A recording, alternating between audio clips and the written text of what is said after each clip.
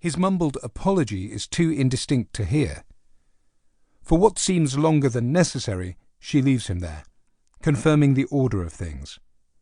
Eventually, she takes a step back, moves to the side. "I suppose you'd better come in." Head down, his reply is also lost. As he steps through, the onlookers strain to get their first sight of him in the flesh.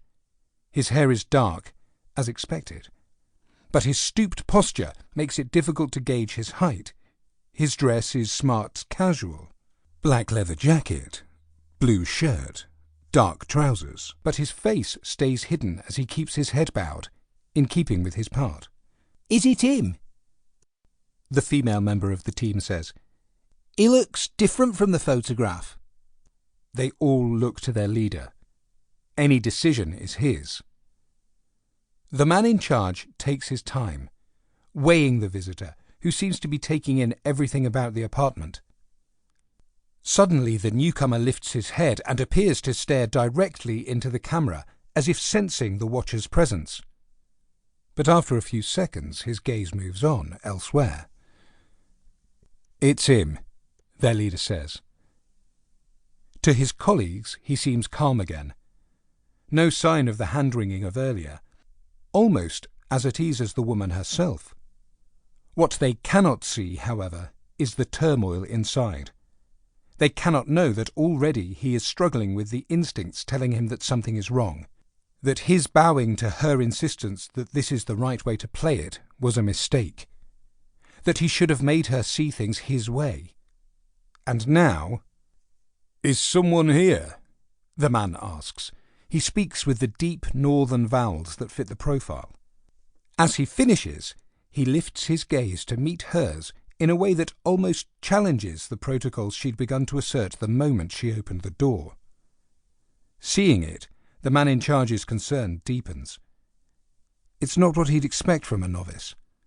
But the woman shows no sign of being fazed and returns him a cold stare. "No. And even if there were, it would be no concern of yours." As if satisfied, the man reverts, mumbling some response that fits with her rebuke. Relieved, the man in charge nods. He even grants himself a wry half-smile. She is good at this. For the next few minutes the pair play out the unwritten script that governs such encounters. She is haughty, dismissive. He, fawning, obsequious, eager to please as she admonishes him again for his tardy timekeeping. But the man in charge still worries. For a supposed first-timer, the visitor's responses seem well practiced. In his head a warning bell sounds. "Something's wrong." The others turn. "Seems okay to me," one of the men says, before returning his gaze to the screen. His female colleague follows suit. "Isn't this how it's supposed to go?" He doesn't answer, struggling to convey the instincts that come from the sort of experience he knows they do not have. Anxiety growing, he returns his attention to the screen. The scene is still being played out behind the front door. The rules of the game dictate that she will not admit him further until she is satisfied he is properly in role. Even as they watch, that moment arrives. Turning on her heel, she crooks a finger beckoning him to "Come this way." This time, they hear clearly the "Yes, mistress," as he moves to follow her. But it is a feint.